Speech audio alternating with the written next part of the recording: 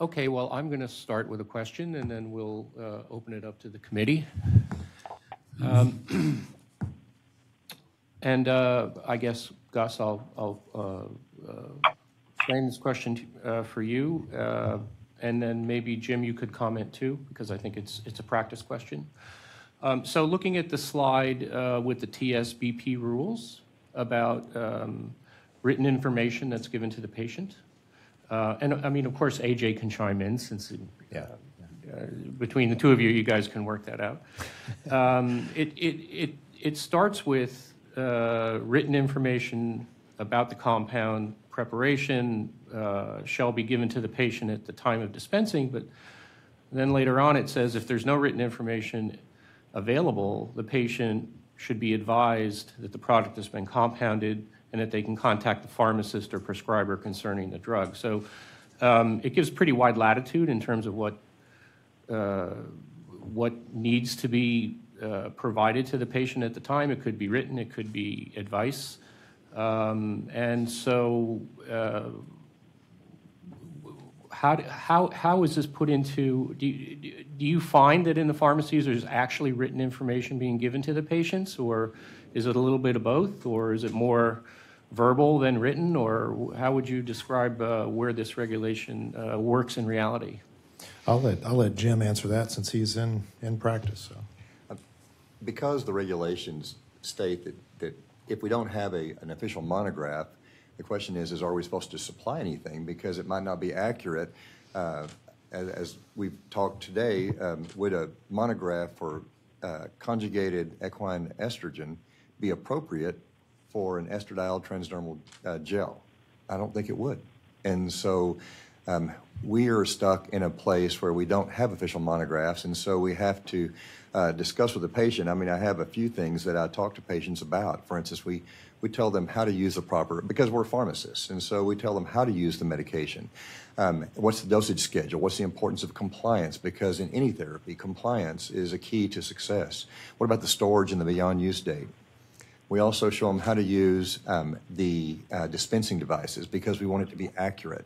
And so we want them to know exactly how much they're using. I'm a control freak, and I want these people to use it exactly as prescribed. I want them to have the best outcomes. We also show them what are the appropriate areas for application. For instance, I might give them a guide that we developed, which shows for males and females what are the best places to apply these hormones. And talk about rotation of the sites, because as these hormones absorb through the skin into the subdermal fat layer, they form a reservoir, and that reservoir becomes saturated if you continue to apply the hormones over and over and over to that area. Call it absorption fatigue. And it's not that they won't go through the skin anymore, it's just that you've saturated the reservoir. We also talk to them about transference, and I have a big note on here about transference, because unfortunately transference is real. And do I get calls from patients who or from, I guess I got one call from a lady. She had her Pomeranian was sitting in her lap, and she was licking her legs because that's where she was applying her hormones, and the dog was attracted to those hormones. I mean, it was just natural. And so the Pomeranian got signs of going back through or going to have a period. You know, the labial area started swelling. She'd been fixed. So spades, that was not okay. Children's Hospital calls us, because sometimes they have children going through precocious puberty. And that could be just as true of estrogel, the brand name estradiol gel, or a compounded. And so they call me and just say, is this possible? I say, absolutely. So transference is a big issue.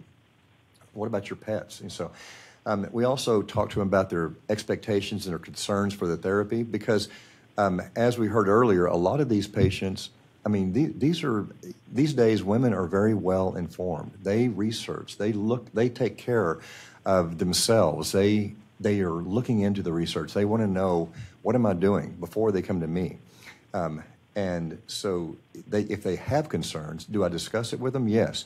And I might tell them, say, here's what the literature says, and here are some studies that show that maybe there's less risk with transdermal versus oral, for instance. And so I try to say that now these might be some personal biases, but We also encourage the patients to call the pharmacy with questions.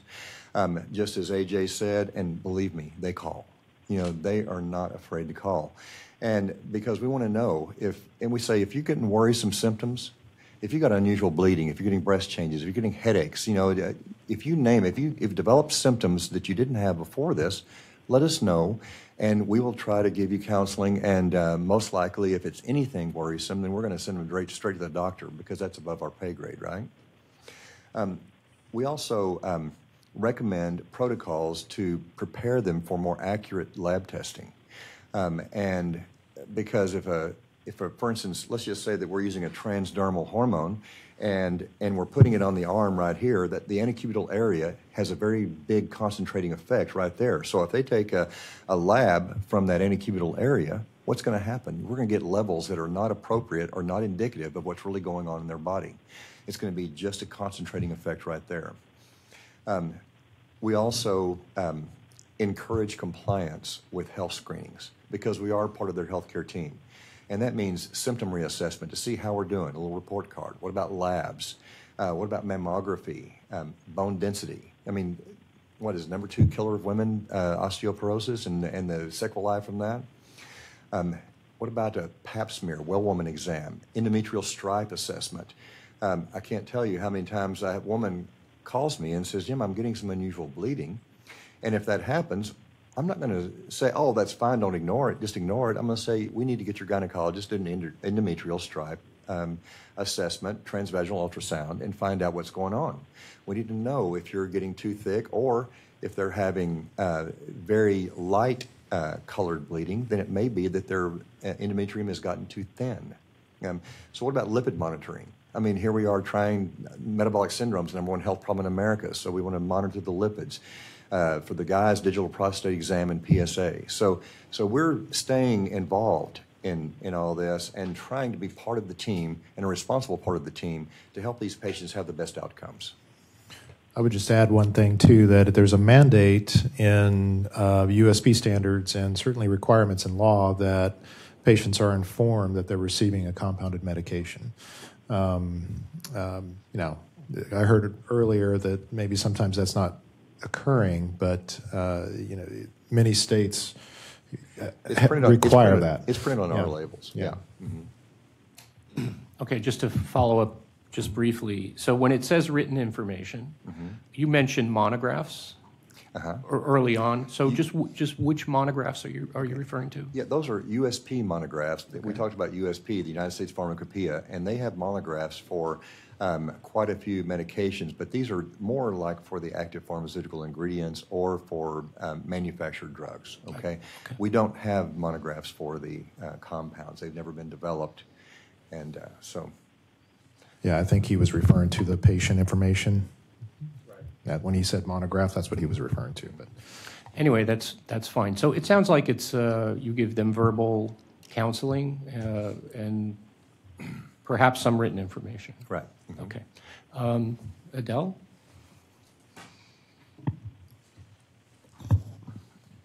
Regarding the counseling that you do to your patients for the site of application, the diagrams, how do you A little bit louder. Yeah. Thank you.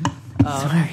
The Thank counseling you. that you do to your patients regarding the application of the transdermal product, where do you get that data? I'm talking from a bioavailability sense in terms of the site of application. What guides you to counsel a patient about applying a product in a certain site? I think we take some leeway from the manufactured products. We also try to think, how can we reduce risks?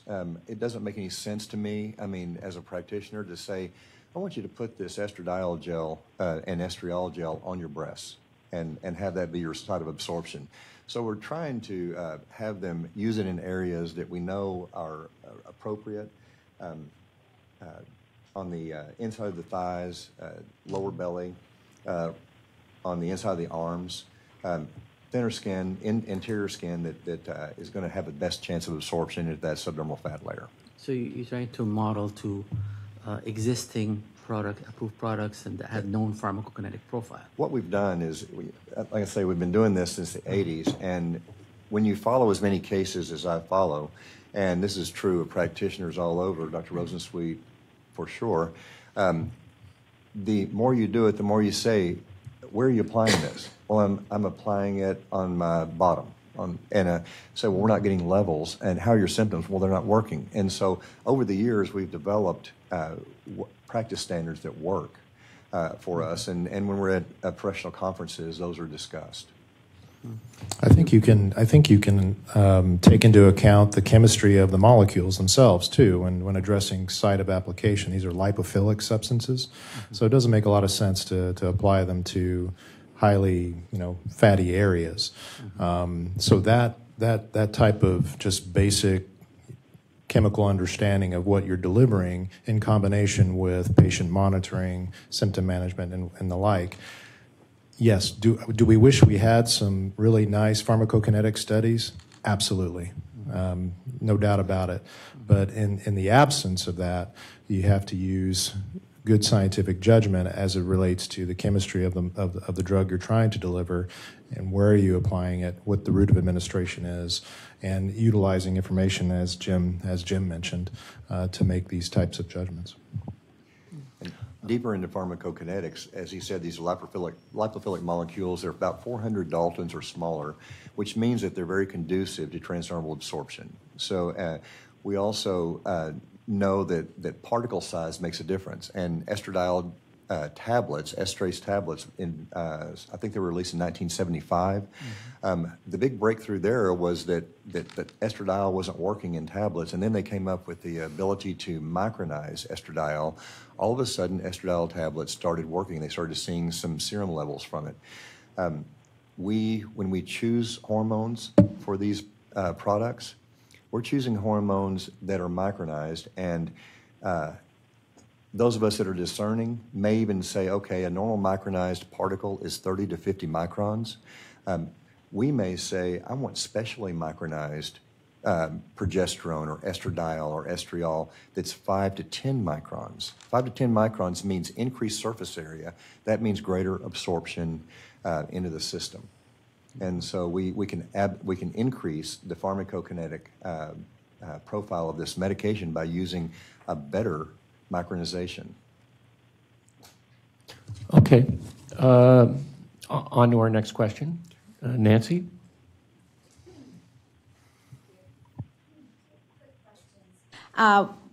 Sorry. One is, I guess is it Dr.? I can't.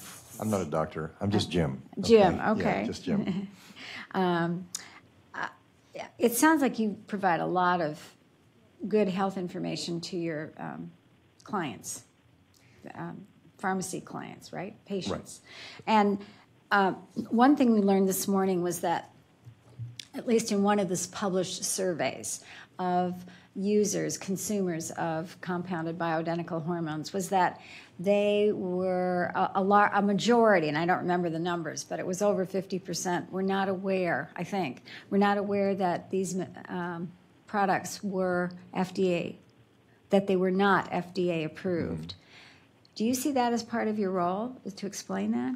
Do I see as part of my what again? Do you see that, providing that kind of information to, I was surprised that so many people who are using compounded products are not aware that these are not FDA approved. Because I would be happy to even put that. If I was able to have some type of patient handout that could be somewhat approved, I would love that to be on there. Because the FDA is our friend. I mean, they perform a vital function for Americans. And so proud to have them here working for us. When it comes to these, though, the laws, the guidance isn't there. And so would I put that on there? Absolutely. And I wouldn't badmouth the FDA saying, well, these aren't FDA-approved items, but they're better. You know, I would say I have some science, and the science makes me, and I can tell you that I'm biased. I'm biased because my patient outcomes are better. There's a reason. I mean, my two best friends, internal medicine and cardiologist, both of their wives come to me for hormones. When I say come to me, receive our hormones, our bioidentical hormones. And why did they do that? Because these doctors saw our patients doing better than the traditional treated patients. So Why is the internal medicine's 66-year-old wife still on compounded bioidentical hormones? Because he's the head of a 400-physician group, and he continues to keep his wife on those. He says, for number one, I want to stay married. And number two, Jim, even though I'm very traditional, I see patients treated in your manner doing better than what we were doing before. But back to my question.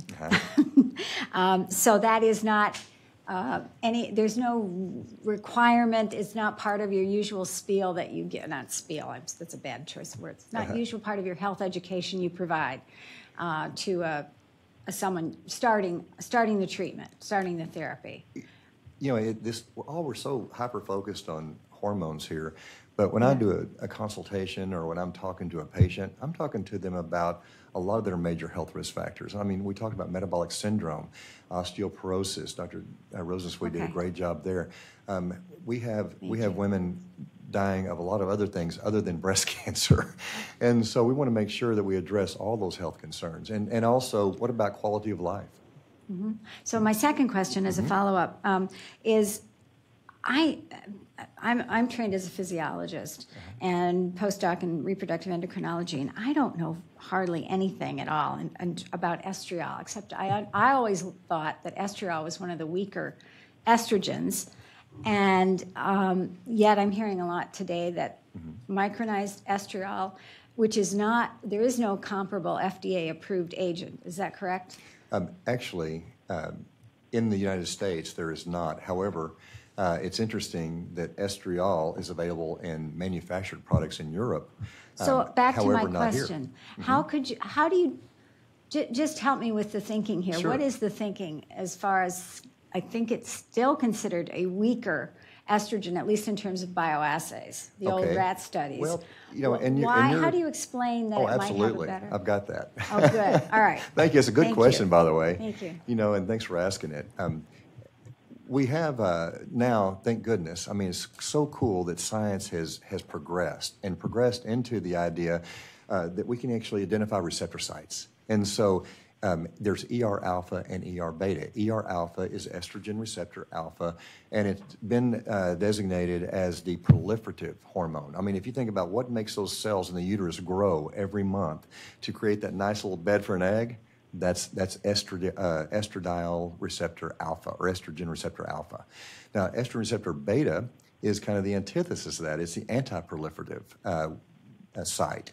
And estriol hits the ER beta receptor site. Therefore, it is anti-proliferative, which provides a very nice balance for the proliferative aspects of estradiol, which is why we like to see the two of them put together. Dr. Rosensweet was so kind to talk about. And so that's the reason. And it's just like having chicken fried steak without gravy. Why would you do that? So these two complement each other, and excuse me. And so it makes perfect sense to me physiologically to use both to reduce risk, improve patient outcomes. You're saying they complement each other on which target organ? Well, for instance, estrogen receptors are available in almost every tissue of the body. I mean, from the brain down to the toes. And I mean, these are neuroactive steroids. They're in the brain, absolutely. But, and matter of fact, why does estriol increase feeling of happiness? It's because it is a neuroactive steroid. We know there's no doubt it's not just a sex steroid. These are not just working on the sex hormones. They are working other parts of the body as well. But in the breast, don't you think that's a key thing? If we're trying to reduce breast cancer, which is the biggest fear of women, even though 400,000 women a year die of heart disease, 40,000 die of breast cancer, but they're still more scared of breast cancer than they are of heart disease. And I wish I could change that. Okay, Jose, please. So I think my question and comment is for Jim also.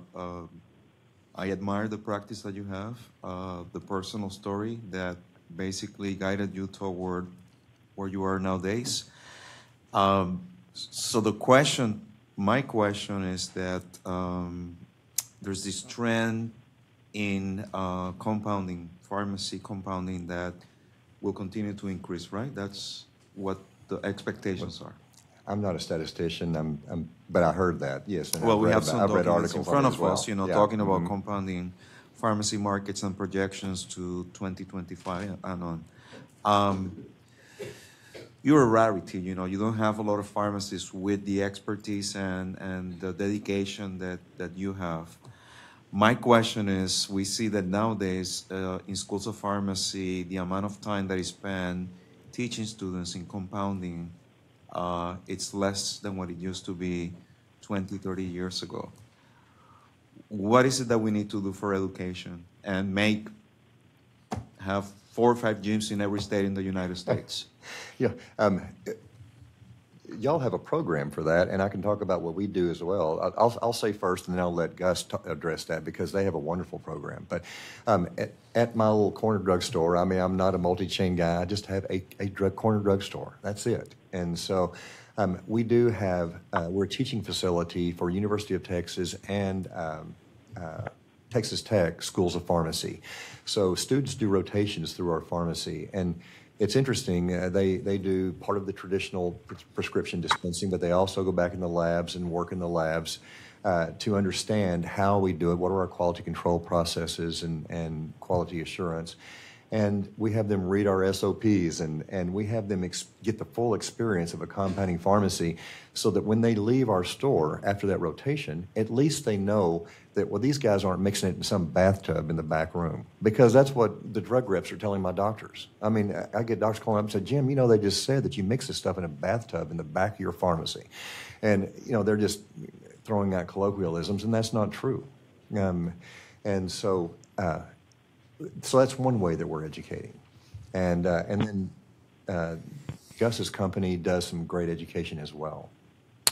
I'll just add that we do partner with a lot of universities around the country. We put on boot camps for pharmacy students. We actually have an affiliation with the University of Houston College of Pharmacy. At one time, we actually taught their compounding class. They do that themselves now. But we see a lot of interest in compounding from universities still. I think there is variability. Some will focus more on it than others. We have a few staff members that their whole job is to work with universities, colleges of pharmacies that have interest in their curriculums going a little bit deeper and into more of the details. You're right. There are some schools that the compounding is very cursory. You know, it's levigating a couple creams on a slab, and making sure it looks good in the ointment jar, and there you go. But then there are others that are much more advanced and have taken a more active approach and understand that maybe in the future that there's going to be a need for much more personalization in medicine, and that compounding could be a piece of that pie, a piece of that puzzle. So a follow-up question. This morning we heard a little bit about pellets with testosterone, etc. Are companies like you and other companies, are you going to be embracing 3D printing technology for compounding medications? It is a technology that we've looked very closely at. It's still in its infancy, I think, as relates to the making of a variety of different dosage forms. There are certain dosage forms that lend themselves to, like suppositories, for example. Semi-solid or solid type dosage forms can be done via 3D printing, and I believe there was an FDA-approved medication that had 3D printing as a part of its manufacturing process. I can't think of the name of it right now, but certainly automation within the practice is going to be there. And any time that you can take variability out of a process by increasing automation, such as that type of technology, I think it's valuable for the industry to look at. It just increases quality. And that's my point for consistent efficacy and to better ensure safety. Technologies that are at that stage would be critical. So, yeah. Totally agree. Can I make a comment and ask a question? Is that David Rubinow? Yes, it is. Yes, please go ahead. Yeah. So the comment is with respect to estriol. There are data suggesting that it actually is much more potent than was believed, but that also comes with a caveat in that it is fairly potent at the estrogen response element for proliferation in MCF7 breast cancer cells. So I don't think really there are data that suggests that we really know what all the effects of estriol are, and can't necessarily presume that this is simply a yin and a yang with ER alpha agonists being bad guys and estriol being a good guy. But that's just to make a statement that we need to know more than we do now. The question that I have is, you know, much of what has been presented today is really exemplary in terms of the kinds of practice standards, in terms of the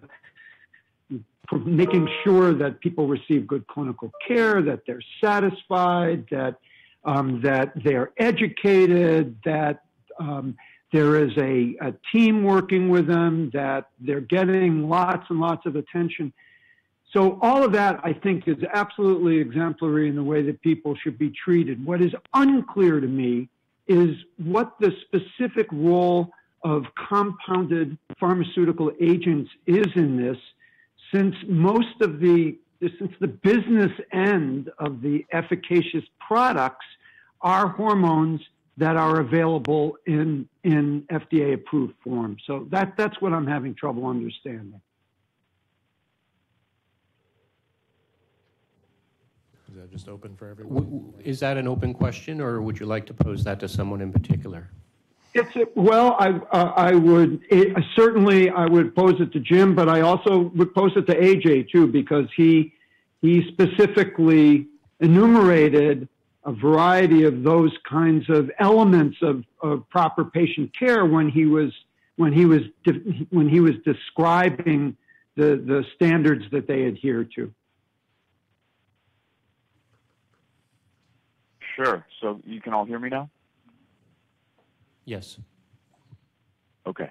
So it's not just about the API. That is probably the most important part of it. But again, if the patient doesn't take the medication, we're not really doing them. We're not getting any clinical outcomes. We're not getting anywhere with their therapy. I've had the opportunity to speak before the FDA, and sometimes I've told the story of a family member of mine who did not want to take anything that was compounded. Everything that he took was FDA-approved products. He was, as he got on in age, he needed testosterone replacement therapy. He went through various manufactured FDA-approved brand name products of topical testosterone. And inevitably, on all of the different iterations of those products, there were therapeutic failures. Either it was not getting him the levels and the symptomatic relief that he was seeking, or it was a pharmaceutical elegance issue where he was not accepting the dosage form, the tactile components, the risk of transference, and there was transference, was too great. The volume that he had to administer meant that he couldn't apply it to an area without yielding transference. So there were a number of clinical reasons that those were inappropriate for him, at which point, after failure after failure after failure, he went for the injectable route. And with the injections, he was using testosterone esters. And he hates needles, but that was his therapy, and I was the person to administer those injections. And every single time, the pain, everything else, and dose escalations were an issue, and the refills and everything else with manufactured drug shortages were issues where the pharmacies in our area did not have those products. So ultimately, he wasn't getting the doses that he needed. Those are supply chain issues. Those are not things that are necessarily specific to the manufacturer's faults per se. But these are all things that led to him eventually, after years and years, exploring a compounded testosterone product. He is currently maintained on a compounded topical testosterone product, but it was as a mechanism of last resort. After going through all of the FDA-approved processes and the medications that were available and not having a resolution, either clinically or symptomatically, clinically in terms of lab values. So those are some of the reasons, right? So in the slide, I also talked about convenience and getting your patients to a position of compliance. this is something that we see a lot with manufactured products. And from one of the presentations immediately before lunch, they talked about the cost components of FDA-approved products, even with insurance. Copays are not small by any means. And we see this a lot in patients, and part of the issue with compliance, you hear it right now in the news regarding insulin prices and how can I stretch my doses, how can I make this medication last longer so I'm getting refills less frequently. These are the same types of concerns that every pharmacist in a community setting is hearing for a lot of different medications, and it's unfortunate. Compounds are not intended to be a solution to cost.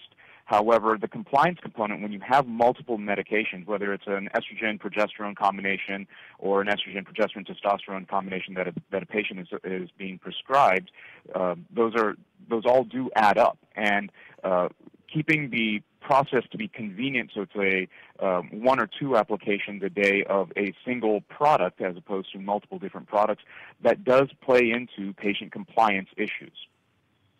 Okay, I just want to make sure we have time for everybody's questions. So, Jim, did you want to have a brief response to that? I was just going to say that I think it shouldn't be understated that, for instance, the manufactured testosterone gel requires 5 to 10 milliliters to be applied to the skin. And we were making it long before that was approved, by the way. And we can put that dose in 0.5 to 1 milliliter. And so if you're thinking about transference and safety, does 0.5 to 1 milliliter sound safer than 5 to 10 milliliters when you're applying it all over and then now you're picking up your dog and your kid? That doesn't sound okay to me. So we have a big advantage there. Also, we have innovative bases that actually help even improve absorption in friend cell studies. Also, I love the avoidance of adhesive sensitivity for an estradiol patch. 50% of the women who use those react to the adhesive. And they come in and they look like there's giant leeches have been all over their belly because it's not okay on their skin. And so we can avoid that. We can avoid sensitivity to peanut oil instead of the progesterone and oil manufactured capsule. I mean, our kids can't even take a peanut butter and jelly sandwich to school anymore. But the women are supposed to take progesterone and peanut oil, and it's okay. So the only thing I will quickly add is, this really wasn't addressed, is the level of desire for personalization based on individual levels of response. So someone may be maintained just fine on an FDA-approved product, and that's great. Others may need much more tweaking and customization based on how their physiological makeup is. So I hear that a lot. Okay, we'll move on. Don, do you have a question? Yeah, this is for both Jim and for Gus. You live under somewhat different regulatory frameworks. Jim, for example, how often has your lab been inspected by the FDA? Twice. And Gus, when you look for a pharmacy or a supplier to make a product, you said that you like to see that their lab was inspected at least once in the past 3 years. Yeah, I was speaking as it relates to the supply chain. So we are a supplier of the active pharmaceutical ingredients and excipients. So one of the criteria that we have is that they're not just registered with the FDA, that they've been inspected. And there's a big difference because under U.S. law, I can literally go online and register myself with the FDA, but I may not be inspected right away. So we like to see an inspection that's occurred before we even test their product. Mm-hmm. Doc, I'd also like to add that we're regulated by the state of Texas as well, and each state has their own set of regulations. But Texas is extremely strict on compounding, and the rules that we are under in Texas actually exceed the USP standards set forth for our practices. And so a few weeks ago, we had 2 inspectors come into the pharmacy from the State Board of Pharmacy, and they read every single SOP, they looked over every single process, They looked at every single employee, and they looked at every detail and crevice of our pharmacy. And I said, why was this such a vivid and all-day inspection? Usually it's a 2-hour inspection, and this was from morning until we closed. And they said, Jim, we were sent by the capital of Texas, Austin. We sent by Austin to inspect you because we were supposed to find fault with your pharmacy. And they said, good job. So anyway, those of us that are out there that are doing it right are trying hard to do a good job, be responsible for our patients. Okay. Yes, Ruth? Thank you for being here. We appreciate it. So I wanted to talk about product liability. So with traditional FDA-approved products, there's a learned intermediary, right? Is that true with compounders? And who's the learned intermediary, and who assumes product liability when there's not FDA review before market for safety and efficacy and the manufacturing quality? Where does product liability lie, and what's your own experience with that? It's been our experience that the pharmacy takes on that liability when they make that product. So there are recent examples of issues that have happened. I think it's been well documented about the NACC incident, and the insurers, the product liability insurers for those pharmacies take on a majority of that burden. Just to be clear, it's not the prescriber, as it is with FDA-approved. No, I'm not aware of prescribers getting looped into this. But well, I take that back. In some cases, plaintiff attorneys will loop in whoever they can loop in. But the bulk of the liability lays on the maker of the product, which is the pharmacy. One final question: do we have any data available about product liability and issues related to that and these products? Like volume of concerns or not concerns related to the products themselves. You might think How about would we speaking access with that? an insurance company like Pharmacist Mutual, for example, or another company that insures pharmacy operations to get a better idea of what the actuarial risk is. I don't know those answers. So this is AJ. If I may just chime in and add to Gus's comment with product liability, I think there's two different sides of what we were trying to answer, or what Gus is trying to answer. If there's a quality-related issue with the product, that's where it's typically going to fall to the pharmacy in terms of liability. But there is, of course, practitioner liability when it comes to their decision-making and writing the prescription appropriately or inappropriately based off of the diagnosis of the patient.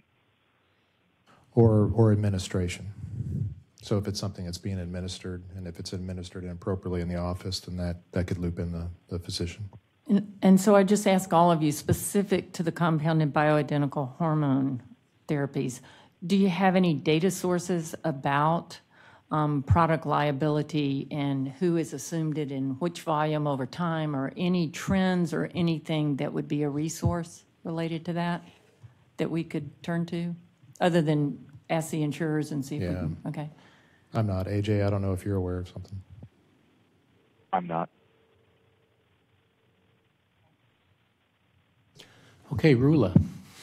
Yeah, so I just wanted to get clarification from something that AJ had shown the slide, like where you could purchase these from Amazon, and I know we had seen websites where you can just enter your information and get some bioidentical hormones. So were you saying that these are produced by 503B compounding pharmacies, and somehow they don't need prescriptions and are regulated differently, or was that correct? No, ma'am. I'm not suggesting that these are produced by a pharmacy of any scope, whether it's a 503A or 503B or a conventional drug manufacturer. My belief is that these are marketed almost like they're cosmetic products, where they're clearly not. They advertise active pharmaceutical ingredients that are drug products. They talk about bioidentical and bioavailability of their bioidentical hormone ingredients. They talk about, see a healthy glow almost instantly, and they go on to some other medical claims about it. So, and they talk about it as home progesterone replacement therapy.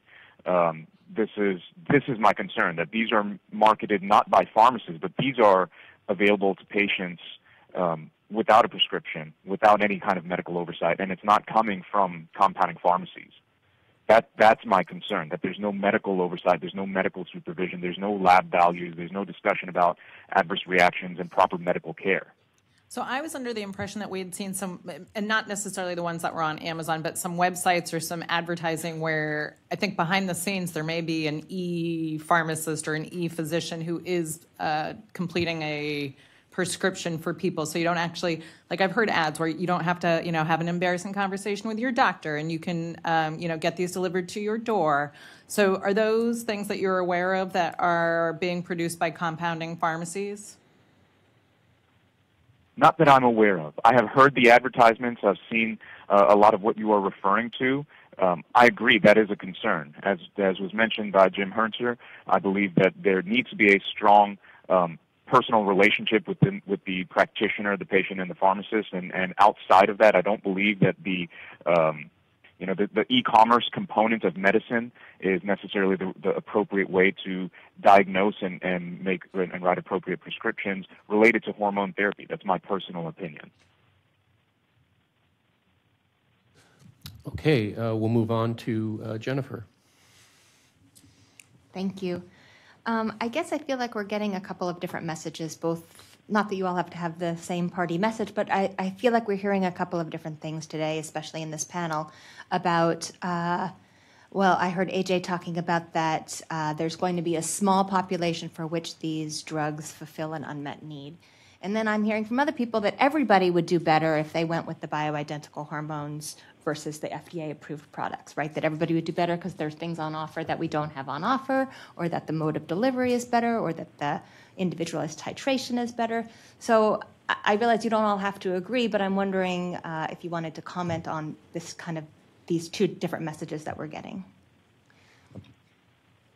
Personally, I have a lot of, as I told you, a lot of buddies that are physicians, and each one of them develops a bias on what works for them and what doesn't, whether it's for blood pressure or whether it's for UTI.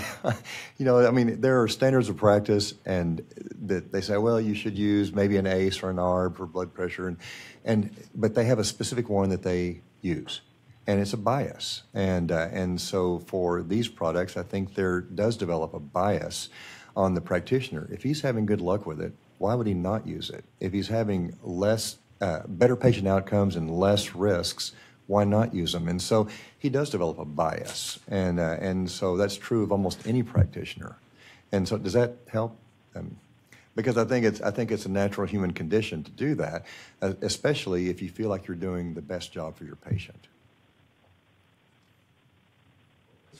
Okay, Susan?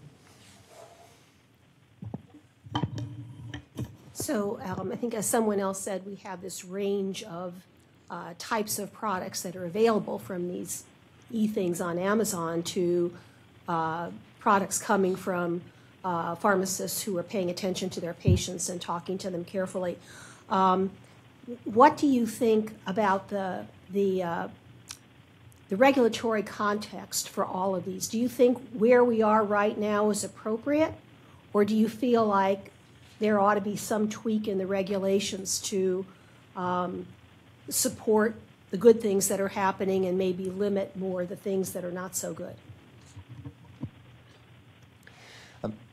I always think about patient access, and we can't help any patients if they don't have access to health care. And the more, there is a point of no return where all of a sudden we're actually decreasing patient outcomes as opposed to increase or helping patient outcomes. And so I get concerned that we can overregulate, but I don't want to underregulate either, because those of us who are doing a good job are proud of that good job, and we're proud of the outcomes that we have. And so it's a great question, but it may be higher than my brain can handle. I think the regulatory framework is extremely complex. I don't know that there's an easy answer for that. I think in the space of compounding pharmacy on 503A and 503B, I think that the FDA is striving to strengthen partnerships with state boards of pharmacy to provide regular oversight in a meaningful way. I think that they are striving to provide a high degree of oversight in what's occurring in 503B, and all of that on the A and B side is part of why they've reached out to the national academies to have these types of meetings and to better understand what those patient needs are and what the scientific evidence is to support those needs. Regarding some of the stuff that you can find online, those products that I've shown from Amazon, I think that that's an example of the stuff that can be really dangerous that tends to fly under the radar. And that's not necessarily going to fall under compounding oversight. That's a different side of regulatory oversight that I don't have the answer to. So somebody from the FDA may better explain that. But that's a degree of patient risk, of general risk to public health that I have more of a concern about. And that would go with whether products are adulterated or misbranded or other types of concerns related to public safety. Yeah, I would say that over the last few years, in particular since NACC and the passage of the Drug Quality Security Act, there's been a lot of regulatory changes at a federal level, and the agency has. I'm just speaking from an industry perspective. The agency has been actively going through that role of implementing that law, and and anytime anything new changes in the regulatory environment, there's tension, and I think early on there was tension. I've had the pleasure of serving on the USP committee with colleagues at the FDA, and I can very positively state that their intent is to protect the public health, and they are concerned professionals, and they're doing a great job. I think where things have gone kind of weird from time to time is just change and misunderstandings. But I have found that as time has gone on that and there's still some implementation of things that are going on, but I think that the state regulators have been interfacing with the FDA. FDA has certainly been doing their inspections. I've seen some very positive changes in pharmacies from a quality perspective because of those interactions. I've been pleased that way. FDA's been in Jim's store twice, and it's pretty common that that was enough. But I guess I'm rambling here a little bit, but I think the level of regulatory infrastructure is appropriate. I think we've got some good laws in place. I think the FDA has shown some signs that they're willing to make some tweaks here or there, and industry's pushed on places where we think that there may be some patient access issues. But by and large, things are heading the right direction, and I don't know that we need more or less. So, just to clarify, and maybe one of our FDA colleagues needs to respond to this, but how are these Amazon things regulated? Are they considered supplements, and are they regulated like vitamins or other things? What's the regulatory? The only thing I'm truly aware of is that in the FDA guidelines, progesterone, for instance, at a certain level is considered a cosmetic. But if it goes over that level, it becomes a drug, okay? And so there were products that had low levels of progesterone that were putting the amount just under what the FDA limit allowed. And so therefore they may have taken that and said, you know what, nobody said anything to us, so let's just put a little more in there. And you know how people are. This has nothing to do with compounding. It has to do with people who are out there, I think, harming the public. And so this is a concern for me. Okay, we'll move on. Thank you. Nancy, please. Yes, so I had to write this down before I forgot. So from a compounding pharmacy perspective, are all hormones created equal? The reason I ask that is I was a site investigator for a testosterone gel product that never got approved by the FDA. And for us to use and have access to this product as a research agent, it had to be housed very specifically in the state of New York as a Class 3 drug. It's a scheduled drug, because yes. Because of its potential for abuse. From your perspective, are there differences in your world with respect to its potential abuse? Yeah, I mean, I know that I've already said this, and I don't want to, but I was talking about micron size of the active pharmaceutical ingredient, and in this case, testosterone, and I pay a whole lot more money to buy 5 to 10 micron size testosterone to increase absorption than I would have to pay for 30 to 50 micron size, which I would not get as good absorption from. And why did I make that decision? Well, it's because clinically I see my patients who are using the 30 to 50 micron not getting the levels that the 5 to 10 were. And so I paid the extra money in order to have the best outcomes for my patients. So it does that would make a be the difference. same for any hormone, right? And that would be true of, I mean, I can tell you a story so- about my wife, Jan, how 5 to 10 micron made a big difference in her versus the 30 to 50. But I guess that wasn't my question. Is there a difference because testosterone has perhaps a greater potential for abuse I thought you were asking about... versus estradiol or progesterone? In your world? You mean as far as it being a controlled substance? Yes. Well, as a controlled substance, I mean, as a pharmacist, I have to be concerned about that. I have to account for every gram that goes out of my pharmacy. We can't have diversion into the illegal pipeline. And so, yes, when we make a compound with a controlled substance, whether it would be morphine or whether it would be testosterone, we're accounting for every gram that goes out, every half gram that goes out into these compounds. Is your question around the pharmacy establishment itself? Like, are they all created equal? Is that what you were getting at? I don't know. It was that I actually understood. about the regulatory requirements for testosterone specifically versus the other steroids. Yeah. And this is the DEA talking here, the Drug Enforcement Agency. And so we've gone beyond those 3 letters, FDA, we've gone to another 3 letters, DEA. And the Drug Enforcement Agency is very strict on us, and because they're trying to do their job too. And so we have to be careful with that. And so, yes, we have another set of regulations that says you've got to account for all the testosterone that goes out of your place. How much comes in, how much goes out. And remember, under 503A, that testosterone is an API. It's a bulk drug substance, so it has to be made in an FDA-registered facility. Right? Okay, I just want to say we're going to try to wrap up this panel by 3:30, and we got a couple more questions. So, Jose, please. So my question is for Gus. So you mentioned that can you estimate more or less when you acquire APIs and excipients, you get them from percentage-wise domestic versus international suppliers? And the follow-up to that is for international facilities, they have to be also FDA registered, correct? Yes. Is the process the same between a domestic versus international facility for acquiring registration with the Food and Drug Administration? Yes. I mean, the FDA could nod yes or no on that one, but I believe the process for registration and they undergo is the the same same. inspections and Yeah, it's the same process. So I could be in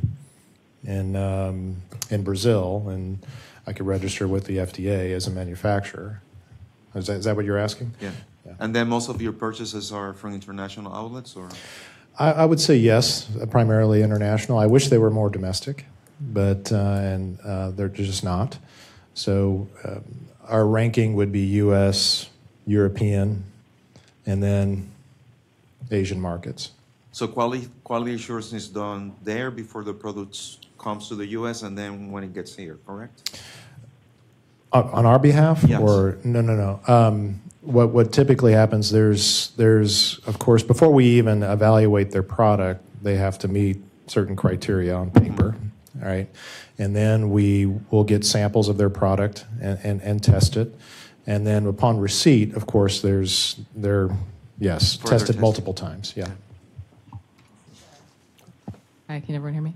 This is Gaby Gassel with the FDA. There was a few things that just came up regarding a potential FDA comment. We just want to take the opportunity. Just first quickly regarding the question about registration. Yes, registration. The process of actually registration under 510 would be the same. As Gus mentioned earlier, though, registration does not equate to FDA inspection. So just wanted to reinforce that. And the other point that was raised about some of the online sales that were being discussed, issues of products potentially being sold illegally or legally products being sold online or otherwise could touch on a number of different product types. But really, the reason we brought this issue to NASEM was to look at the clinical utility of compounded BHT products and reasons why those products would be needed for certain patients over an approved drug. So I just wanted to mention that, whether or not there are certain examples of products that look like compounded BHT that may be sold online doesn't come to bear on the sort of critical question we were asking. So, thanks. Okay, thank you. See, I don't have my glasses on. So please, please. Thanks. So, Jim, when you spoke, you noted that prescribers have their biases about what they like to use, and you certainly have personal experience with these bioidentical hormone replacement therapies. From your perspective, is that a sufficient level of evidence or sort of an evidence base from which to operate? And maybe for all of the speakers, are there places where you think that evidence about effectiveness really needs to be bolstered? Where are the gaps? Would I love that? I mean, I actually paid money out of my own pocket to a group that was trying to do a trial on bioidentical hormones, and it never got off the ground. It was just so consuming, and the millions of dollars it would take. And so, would we welcome that? Because we do feel as though these are going to turn out to be, as my doctors say, not worse than, but probably better than what we've been using commercially. And so, but again, we've seen patient experiences. We've looked at the studies.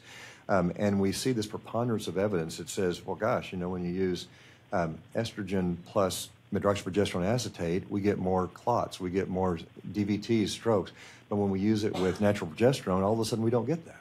And you look at relative risk rates and occurrence rates on these studies, and you start seeing trends, and you just continue to trend all of your data, because I'm not a researcher, I'm a practitioner.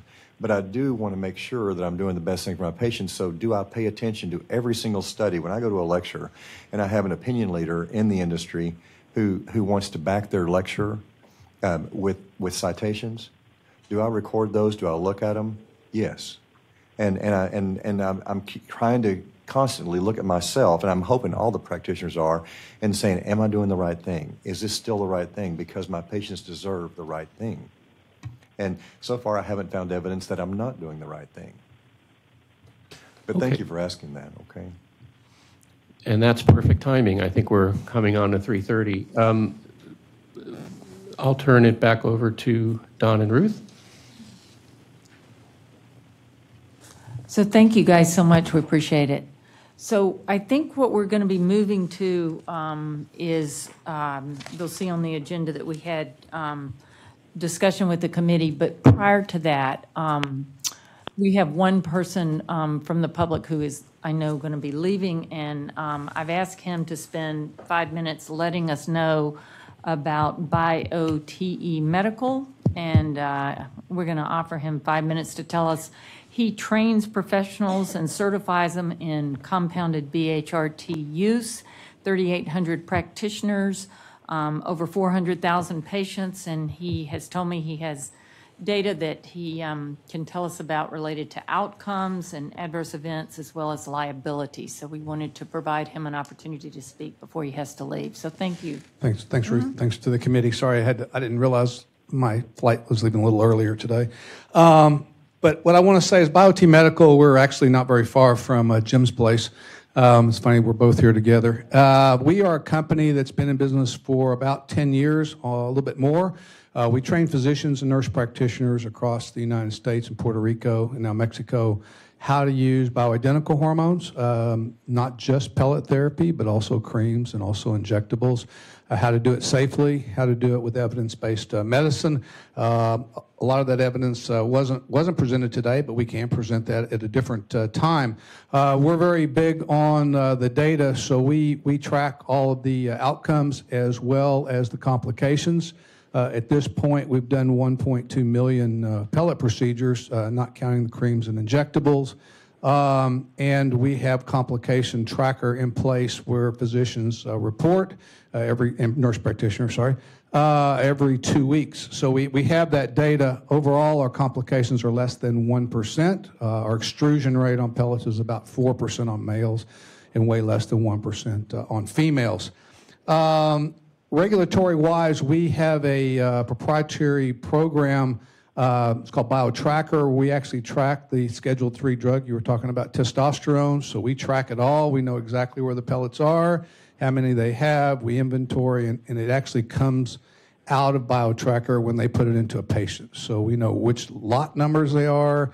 So we do feel like, from that standpoint, we're keeping everybody compliant with the DEA, which is as important as keeping us compliant with the FDA. On the liability standpoint, after 1.2 million procedures, there's never been a lawsuit. We've never had a physician, to Ruth's point, we've never had a physician rated up on their med mal because they do bioidentical compounded hormones. So whenever I'm looking at actuarials, I want people that are real actuarials, not people that are theoretical actuarials saying, well, it ought to be more liability because it's made by some compounding pharmacy. First of all of our stuff is made by 503B, FDA approved and inspected pharmacies. But having said that, the people that set the med mal have never rated anybody up, and they're the people that would know the actuals better than the theory. I do agree with the gentleman earlier that said, talking about Dr. Spiroff, who I knew very well as I trained at Tulane, but I did know him very well. And I agree that the difference between a hormone that's bioidentical and one that's synthetic is one's going to be a drug, and the difference between both is in terms of dosing, then one becomes a poison. And so we have a proprietary dosing site that everybody operates off of, which will optimize both men and women's hormones 95% of the time, first round. I do want to say also, as part of an international consensus group, we now have a published paper that's fixing to be published, which was just written on testosterone use in women, which is very similar to what Dr. Morgenthaler was published in Mayo Clinics in 2016 from his international consensus on the male side, which is going to say, and I can't go into the paper under NDA stuff, but it's going to tell you that testosterone is one of the most important hormones in women. We also feel one of the big differences that wasn't discussed today, but it's very important in hormones, is hormones that are generic, like prometrium, have a 30% variation. It used to be a great drug when it wasn't generic. It's still very expensive for a generic, and it has a wide variation pill over pill, which increases bleeding. And if you ask people on pellet therapy, whoever's done it since the last 80 years, since Greenblatt popularized it, bleeding has always been the issue. And how do you reduce that? And one of the ways you reduce that is using micronized progesterone, to Jim's point, but we don't like much variation. We don't like much variation on our pellets or our creams, either one. We don't even take pellets that are not within 3% of the dose. So when people say you don't know what the purity and the potency and the sterility, we actually do. We independently lab test all of our pellets because of that.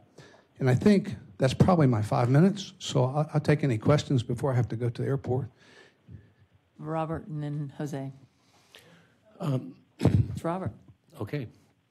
Thank you for the brief but detail-filled presentation. But just a quick question about progesterone.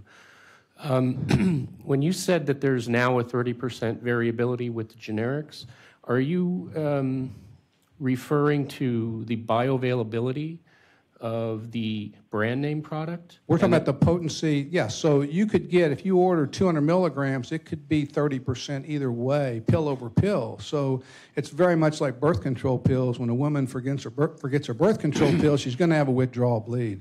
And if those pills are at a higher potency and then you have one that's not, you're going to bleed, which is always a problem. 60-year-old women are not real fond of bleeding. So that's important. When we went to compounded bioidentical micronized progesterone, the bleeding rates went significantly down.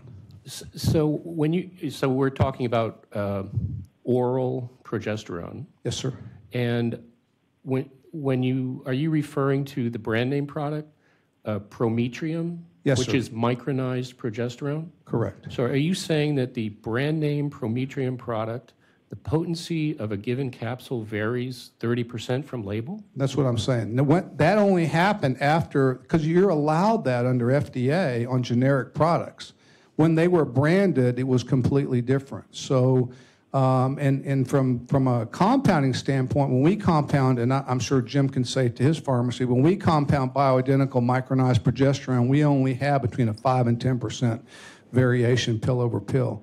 That just reduces, it's the same product that's in Prometrium, the same compounds, both bioidentical in terms of the same hormone that your body or your ovary made, but because there's less variation, there's less bleeding, which is really what I'm interested in, because less bleeding, less side effects, and more the patient will stay on the product. Okay, I mean, I don't want to belabor the point, but I just want to make sure that I'm understanding it.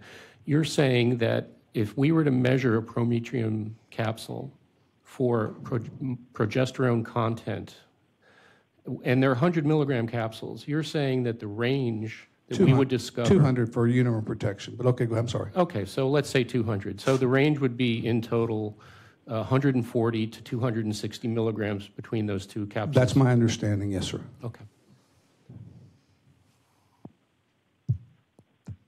Just a quick follow-up. So is it fair to say that the range that you established for your facility could be completely different from another range that someone else would think? That's absolutely correct. So not all pellets are created equal. Ours are E-beam for sterility, which is less than a 1 in a million chance that pellet's not sterile. Still people autoclave their pellets. Still people gamma radiate pellets, which destroys the testosterone molecule. So not all products, and even in the compounding world, are created equal. And so, like you said, you can buy pellets on the internet. They're not all equal. Yeah, but not even on the internet, right? Just down the street. Down the street. Right. Yes, ma'am. Thank you. Great, thank you. And we have a comment from the FDA. I work at the FDA. I spent 2 years as the running the Division of Clinical Review in the Office of Generic Drugs. And so I know something about how generics are regulated, and it's certainly my understanding that the regulation requires that the generic product have the same milligram amount of active ingredient compared with the reference listed drug. Where the differences may arise between the products is in bioavailability, which is highly formulation dependent. But the generic products have to be within much stricter limits than were just stated. So most of them are within a few percentage points on their point estimates for bioavailability, and that's measuring that pharmacokinetic parameters. Prometrium is the branded drug. There are some generic drugs out there, but I'd be very surprised if there's something out there that is 30% off. There's a quality problem with that product. And I would just point out, I think that the studies show that the reviews of generic drugs themselves show that the sort of actual, even the bioavailability difference is within just a few percentage points between brand name and generic drugs. So even though there might be a little bit of a flexibility, in actuality, the limitation, it's much tighter. I would completely agree with that. I think you've heard, and I don't. Somebody in the panel mentioned that what you don't know is the bioavailability of your compound products. You don't know that. You might have in vitro data, you might have France cell data, but you do not have any testing in humans, as far as we can tell. Can I say something? Yeah, as pharmacokinetics, I think we will never have any bioavailability data from any compounded hormone product, so we can have quality control in terms of formulation, in terms of the amount in vitro, 100 milligram versus 100 milligram, but we will not get any data on bioavailability from these compounded products. I mean, that's so regarding obviously the bioequivalence criteria are very strict, and any approved generic meets the bioequivalence criteria, which makes it just as the reference listed product. These are based on pharmacokinetic data, AUC and Cmax, very strict criteria, and ensures the safety and efficacy and the performance of the generic product.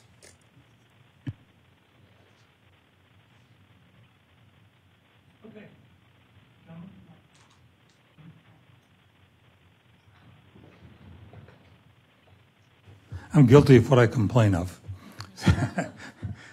Gentlemen, thank you so much for your presentations and willingness to stay and participate in the discussions.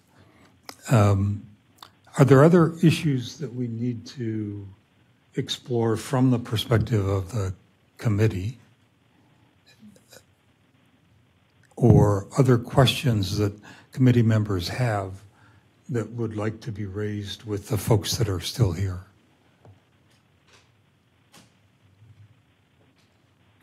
Go ahead. Yeah, I had a question. There was we have the microphone, so you don't have to come back to the front, Gus, but or whoever, if AJ wants to address it. But you mentioned drug master files, and that if I think you said it's ideal if there's a drug master file available for an API, but it sounds like that's not always the case, and so when there is not a DMF,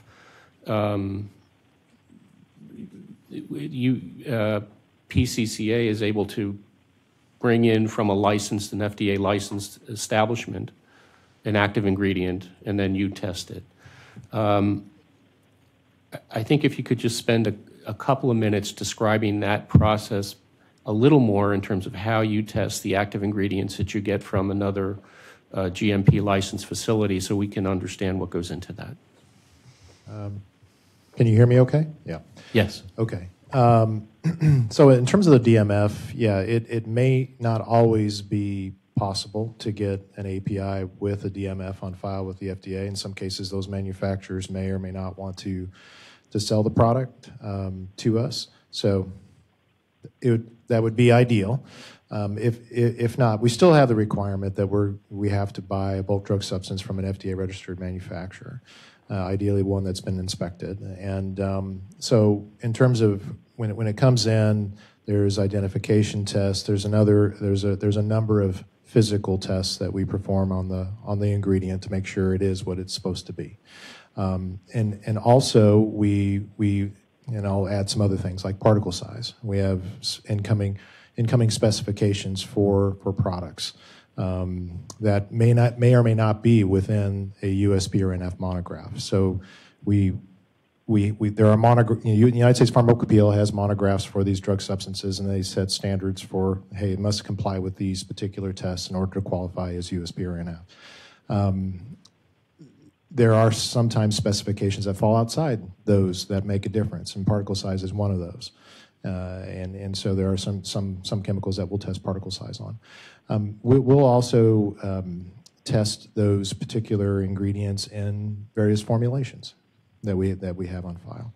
So to make sure that they're functioning the way they're supposed to. Solubility, for instance, is another thing that can be variable from lot to lot. So that's another area of testing that we perform. The main things about coming in the inbound testing, and I'm not in the operations side of our business, so I may be missing a few points here or there, and AJ, if I missed anything, chime in. But relate to identification and other physical tests that are performed to make sure that it is what it's supposed to be, at varying levels of the drum. Okay. And you're referring, in most cases, probably to USP standards, right? If there's a USP Yeah, set of correct, identification correct. tests, those are the ones to Exactly, perform. Yeah. exactly, right. Okay, so just one other quick question, and this involves safety. So there's been some active ingredients in pharmaceutical products and GMP products that have impurities that have been described in the press. I think there's an antihypertensive. So do you look for impurities in the APIs that you import? It's going to depend on, which impurities. Is it specified in the monograph or not specified in the monograph? Heavy metal testing is sometimes performed, that kind of thing. It's going to depend on what the drug is, in terms of what particular tests that we perform on it. Okay, thank you. I just had a quick follow-up to that. So how often do you get something that you're not expecting, right? So you get it from typically the same... That's a good question. Right. So the question is how often do we reject? Yeah. Looking at the characteristics, how often does that surprise you? We have found that about 2% of everything that we bring in a year is rejected. And it could be for a variety of reasons. And that number seems to remain fairly consistent, no matter how much work you do on the front end. And it could be something as simple as there's specs in the product. It could be that it's the wrong product. It could be that there's paperwork issues. There's a lot of reasons why something is rejected. And another important point is that when we reject something for quality reasons, we do not put it back into supply. We'll destroy the lot. That's important because we've seen in the past where that's been, you send it back to the manufacturer and they send it right back to you, kind of thing. So you got to be real careful. Have you ever stopped working with a certain manufacturer? Oh yes, yeah. Those types of reasons. For sure. And if I may, this is AJ. Can you hear me at all? Yep, you go for it. Since we're talking about some of the quality requirements, we have all of these different processes on the supply side as the active pharmaceutical ingredients, as the excipients are brought in, all the different quality tests that we have. Everything is also barcoded, and on the pharmacy level, for the quality assurance, quality control components, they too have barcode scanners that are linked to their compounding software, so it won't let them select the wrong ingredient. It is also tied to their electronic balance. So as they're weighing out a particular ingredient, they have to be within 3% of what the formulation is asking for. And if not, it will not allow them to proceed to the next step. So it's tracked by both the identity as well as the weight of that component. And so these are extra checks that the pharmacy has available to them as well, related to making sure that the components are appropriate for what the formulation is asking for. And in preparation testing as well. That didn't get brought up a lot, but that's becoming more and more common in the industry, and it's a good thing that these preparations are tested for strength and stability, and making sure it's the right active. Within your product line, how big of a component are the hormones? And then what do you see, or what are you aware of in terms of sort of the next class of drugs that are or will be subject to compound use?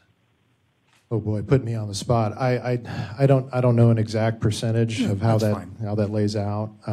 We've got thousands of different products that we sell, raw materials. So and it's quite diverse. The compounded bioidentical hormone replacement therapy, of course, is a very common practice within the industry, but there's also veterinary. There's a lot of exotic animals where they don't make commercially available drugs. There's pediatrics. There's pain. There's a whole committee around topical pain products. That's another day. But in the hospice environment, oncology, chemotherapy, there's a lot of things that those patients go through that require customized prescription. So it's a very diverse number and type of API and excipient. Thanks. Ruth? So I wanted to understand what it means to be an FDA-registered facility. What does that really mean?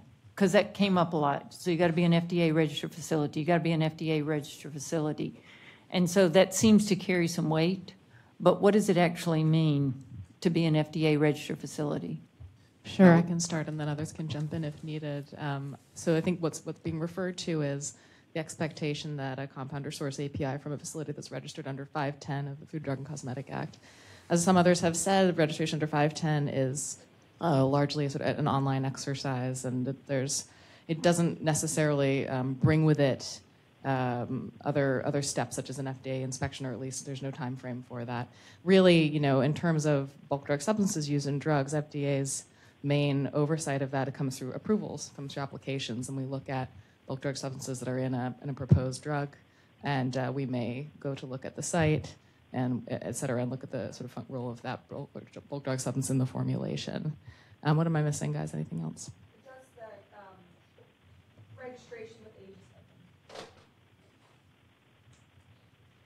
Just that registration with the agency is required, but doesn't confer any sort of FDA approval, any sort of symbol of that the place is acceptable in any way. As Gaby said, it's on our radar at that point for FDA inspection, and depending on our risk-based priorities, we may or may not inspect right away. But it really just doesn't mean anything except that the entity fulfilled its obligations to register with FDA under Section 510, as Gaby said.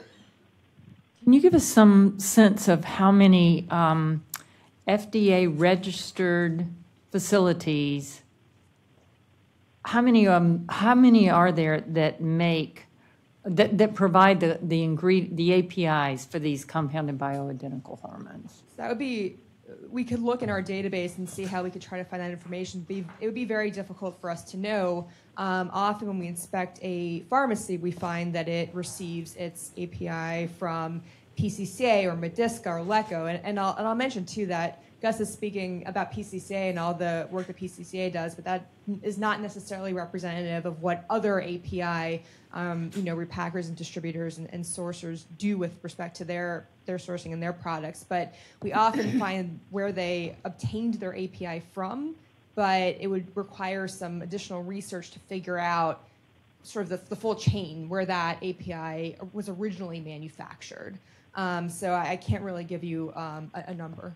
So I won't hold you to it, but do you think there are hundreds or thousands? I mean, I have no idea. For the compounded bioidentical. Gus may know you, but I think it's less than 100 probably. Yeah.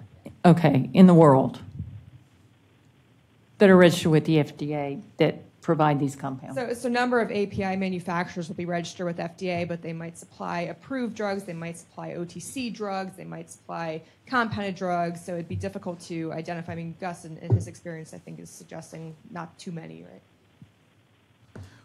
So you might have a facility that generates a API of a highest purity that one that is non-FDA registered compared to one that is, and you cannot use it, correct? A facility that makes an API that has an even higher purity, right?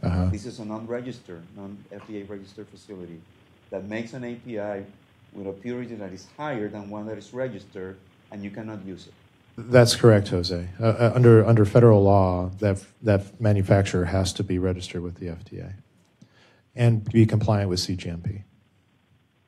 Because you can find manufacturers for APIs that are not registered with the agency and are not CGMP and provide a C of A. Can we talk about the environment that they're made in may not be appropriate. Can you comment on the non-active ingredients that are used, and if do you use any that do not have a master file with FDA? We know that many non-active ingredient can interfere with the performance and bioavailability of the active ingredient ultimately. And if there is no bioavailability testing of these component products, then how are we to know that these non-active ingredients are not impeding the dissolution parameters or the bioavailability parameters of the API? Yeah, so Mike, the FDA may want to chime in on this one too, but there is not a requirement for excipients to come from an FDA registered manufacturer. In the USP chapter, if there's a monograph, then you need to use a pharmacopoeial grade or pharmaceutical grade excipient. But and then you can go down the list from there. Remind me, Sarah. I don't know if there's any other requirements other than that. Yeah, as Gus said, there's no requirement that it be sourced from an FDA registered facility and excipient. And what Section 503A says is that if there is a monograph, and 503B as well, if there is a monograph, you have to comply with the standards of that monograph. I'll just add, I think, to the second part of your question, if I understood it correctly, one of the components of the pre-market approval process is looking at the drug product and, with both the excipient and the active ingredient and how they interact, ensuring that there is no adverse impact on the drug product. I gave the example of the paloxamer earlier that was 12% paloxamer in an intravitreal injection versus 0.1 to 0.2 in FDA-approved products, ophthalmic products, and no paloxamer in any FDA-approved intravitreal injections. That's one example where the excipient is something we review as part of the approval process. Of course, that doesn't exist in the context of compounding. That doesn't mean that the compounder isn't responsible for ensuring that its drug meets appropriate standards and won't cause harm. But that is sort of one of the protections that exists in the context of pre-market approval, that it doesn't exist, in the context of compounding and has to be sort of assured on the back end, rather than some sort of pre-market review of the process. And I think PCCA, right, you guys should do some formulation work that looks at those issues. Yeah, you bring up a very, very good point, and that is consistency of the preparation being made and its impact on delivery. In all the Franz diffusion cell testing that we've done, we've tested a variety of different formulas, different vehicles, and all that. They all differ, and even the smallest of changes can make a really big difference in delivery. So one of the things that we preach is that when you make a preparation and you stabilize somebody on a preparation, that it has to be consistent. You can't change things up or think that, I'm going to put it into this different cream and it's going to have the same effect. The smallest of things can make a big difference in drug delivery. Let alone toxicity. If there is an inactive ingredient that we don't know, have not used previously, we don't have any drug master file on, or we have toxicity data on. So if someone was to go to a pharmacy and for 3 years be on a certain preparation with a certain excipient, and then they move, and then they go to a different pharmacy, it could have a completely different effect on them. Is that fair to say? Yeah, that's fair to say. You change from one pharmacy to another, it's a different formulation if they're using a different formulation. Now, if they're using a common formulation that's in a database and they're following all the same procedures using the same ingredients, then you should get the same outcome. But we see that happen from time to time. Well, patients will transfer to a different area, different pharmacy, and they'll have to kind of go through a whole new stabilization phase on the formula because it differs a little bit. That's real. Robert? I think this is a related question. You mentioned that PCCA provides procedures for pharmacists to follow when they're making the product, and that you have some analytical data that supports stability if a product is made a certain way. But it sounds like even if perhaps there are small differences in terms of how the product is made, that stability data may not apply, or so could you just comment on that, please? Yeah, that's correct. We actually have a warning on those formulas that have undergone that type of testing, that if you make changes, then the data does not apply, because for the reasons that you've already specified. So in terms of what a change is, a change could be as simple as order of mixing, or how long it took you to make it, as opposed to if it took you guys 10 minutes to make it in your laboratory, but the pharmacist got interrupted, so it took them 45 minutes, or maybe the temperature in the pharmacy at the time that they're making it up, or whatever. There's all kinds of things that could affect the beyond use, the actual stability of the product. that are not accounted for when you can't account for if you pre-assign a beyond use date? Yeah, we're very detailed in the process, the procedure for making the formulation. You're right, significant deviations from that process could impact the final preparation. Then again, if you're doing a test on the final preparation to assure that it is the appropriate strength and has good content uniformity, and you've done the stability test, you've done a BUD study utilizing a stability indicating method for that particular preparation, then I believe that, and maybe Dr. Allen could chime in here on this one, but I believe then you'll be okay because we've tested the chemical constituents of the formulation under certain conditions. Go ahead. I just have one final question for Jim. In a small setting like a retail pharmacy, what would you say is the percentage of preparations that you make that is just the same number of active ingredients, excipients, sort of a cookbook type preparation, as opposed to something that is truly individualized for a particular patient based on what you know from that particular patient? I mean, roughly, how much is standardized cookbook as opposed to very creative and targeted to a particular patient?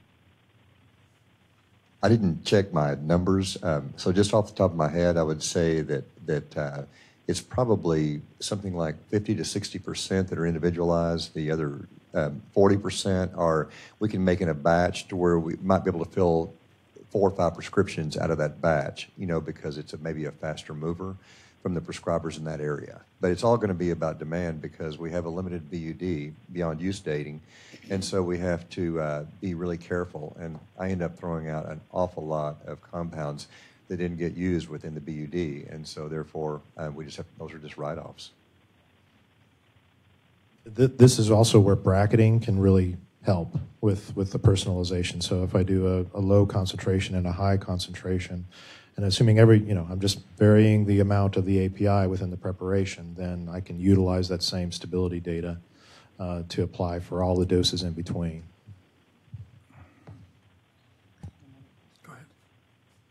So this is sort of under the broad category of utility and getting a little bit specifically at use. So Gus, I'm wondering if you can help us with any sort of data sources on, so you're the supplier.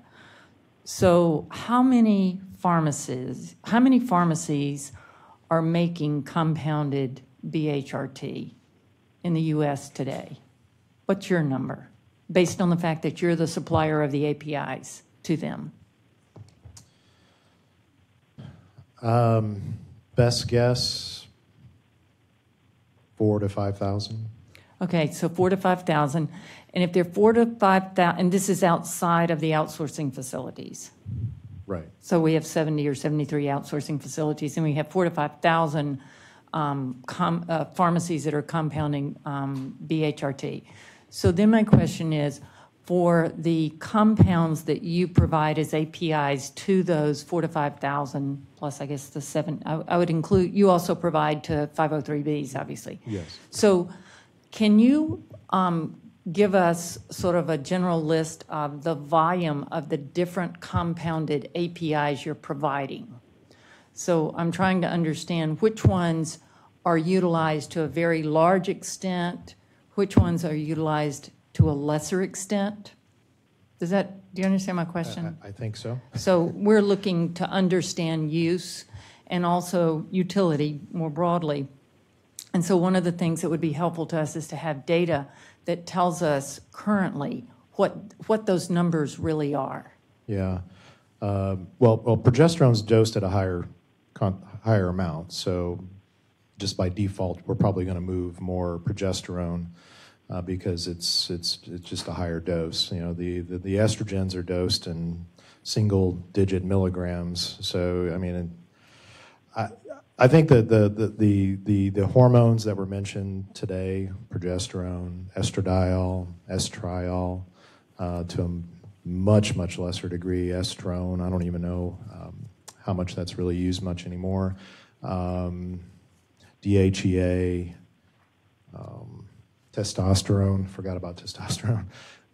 Those are the biggies. Would it be possible to actually find out how much of each one of those is being supplied out to that total number of pharmacies, just to get a sense of volume? Would that be possible? Getting into confidential areas of business, I don't know that I could provide that, but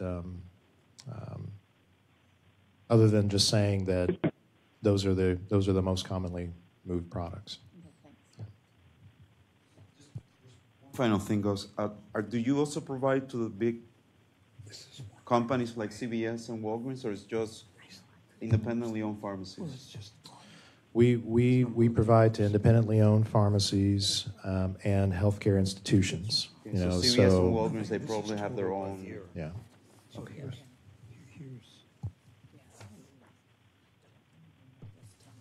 Right.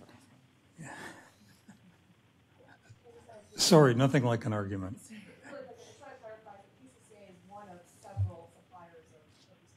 Thank you, sir. Right. And you can give us a sense maybe of how many there are in general? Just like there, okay. I got it. So this is one example of many. But yeah, your point is valid. I mean, we're just a segment of the marketplace. So you do 4,000 to 5,000, but somebody else could do an additional. I got it. Or more. Or more. Yeah. Right. I've heard the number 7,000 thrown out there too, but I bet 5,000 or so, 4,000 to 5,000 is probably accurate for those that are really focused in on it. Jim, in your pharmacy, if you were to look at what goes out the door that you've compounded, bioidentical hormone represents some component of what goes out the door. What are some of the other components? Roughly, you mean by class. Other things that we might compound? Yeah. I mean, we'll take pain meds just as a given. Yeah. But other things, antibiotics, antihypertensives, statins. No. Those are manufactured, so there's not a reason for us to get into that. I'm trying to think because after bioidentical hormones, which is a pretty broad classification, then all of a sudden everything else is one-offs, and so I don't know if I have a giant number for just one thing. We do some thyroid.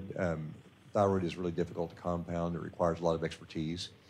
There's not a sustained release T3 on the market, for instance, so we make that. And did the state board check my testing and said, "Wow, you passed T3 testing. Nobody's passed that before."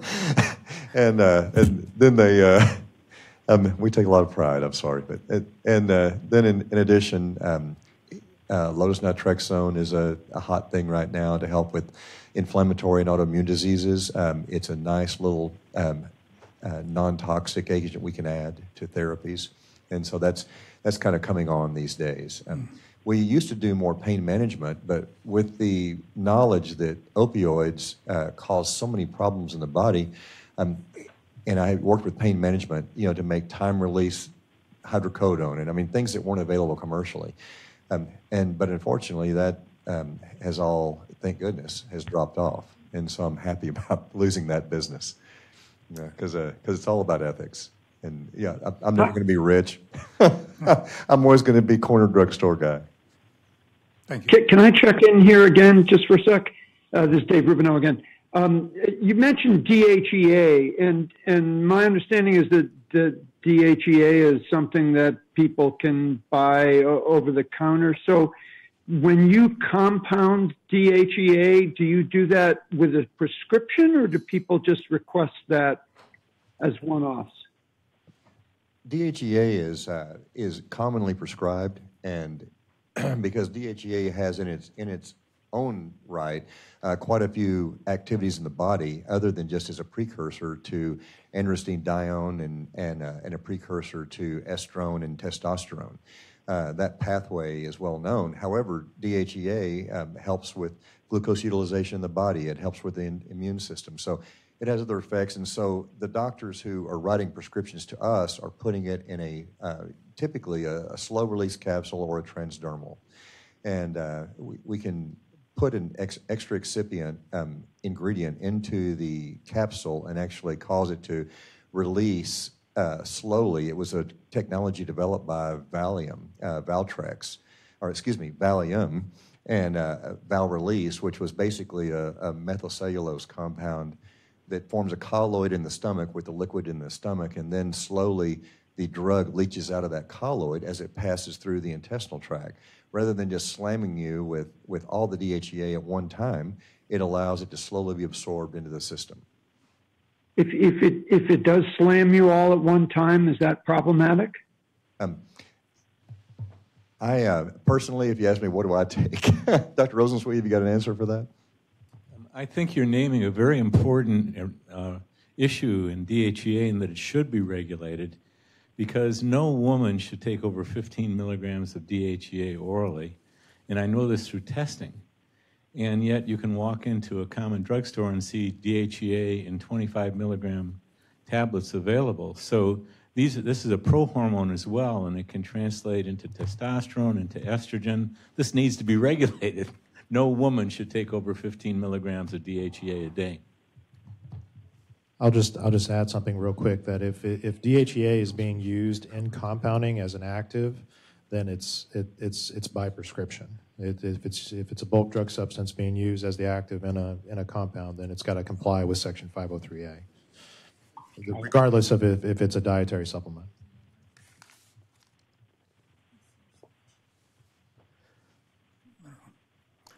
Okay, we'd like to, first of all, thank all of our guests that have had a chance to share their information with us. We know that this has been an intrusion on your day, and we appreciate your sharing that time with us. For the folks online, are there any final questions or comments? If not, I'd like to call the meeting to a close. I have some public commentary. So to pass around? Pardon? To pass around? Well, I gave it to each of you on the committee in that USB drive. Yeah, we've got it. We've got it. 150 comments from women that I asked for. Yeah, we've got the USB drive. Thank you very much. Can I just say one more thing? Okay, and I've gotten a lot of questions about whether or not the slides and the presentation and the webcast is going to be available. And yes, give us like a week or two when we get everything finalized from our consultants back there, and we'll post it on our website. So keep an eye out for that. And I also want to say a special thank you to the FDA for coming in person and helping us with these questions and for supporting this study. I really appreciate it. Thank you. And do we now, for those of us online, do we now switch back to the other website? Yes. So Justin will email you the link to use for the closed session before dinner. All right, great. Thank you. Thank you to all our guests for flying in, and we really appreciate you spending the whole day with us. Thank you.